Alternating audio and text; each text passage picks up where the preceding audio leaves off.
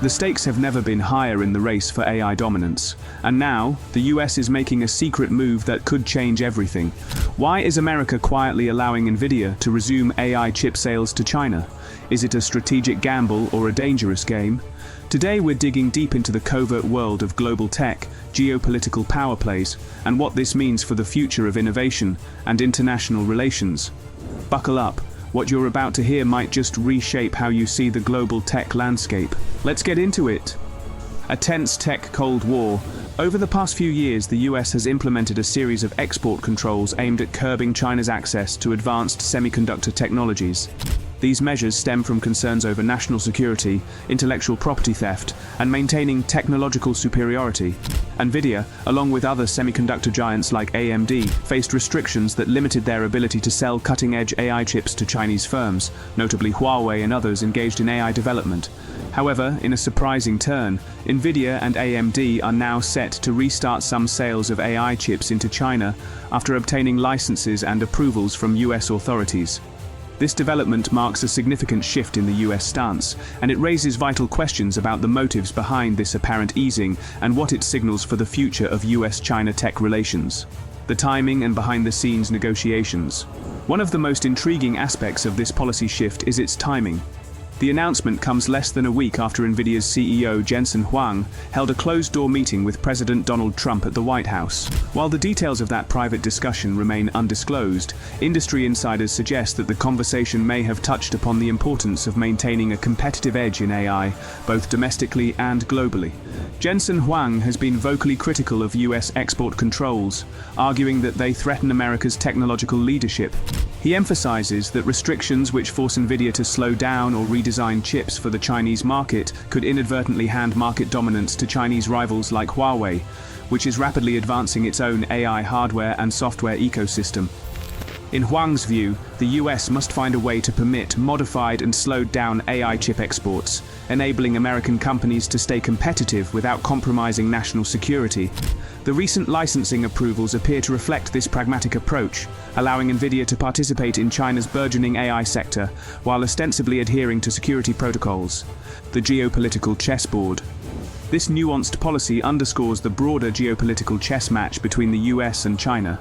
On one hand, the US aims to prevent China from gaining an insurmountable lead in AI technology, seeing it as essential for military, economic, and geopolitical influence.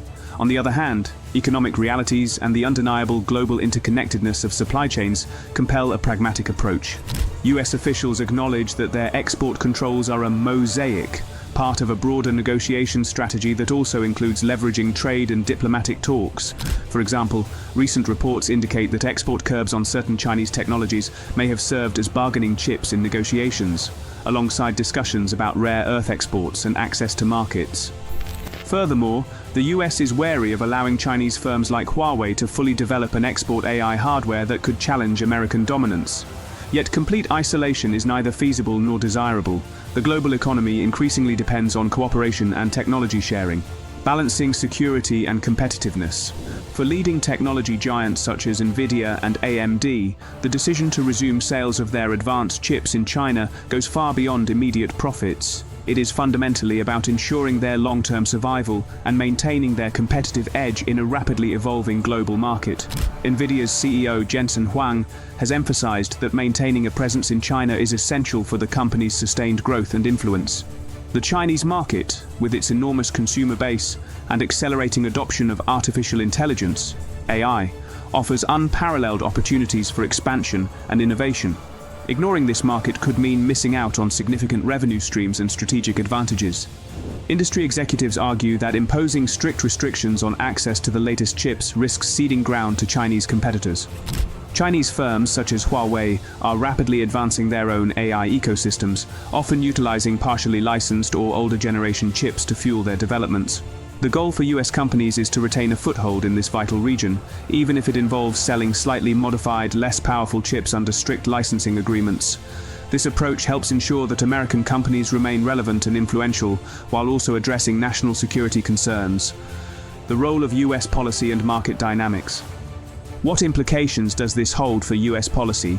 It signals a shift from outright bans toward more nuanced case-by-case licensing strategies. While restrictions remain on the most advanced chips, the Biden administration appears to be increasingly aware of the importance of fostering a competitive American tech ecosystem. There is a recognition that outright bans could backfire, leading to a loss of influence and market share to China. This strategic recalibration also mirrors broader economic realities.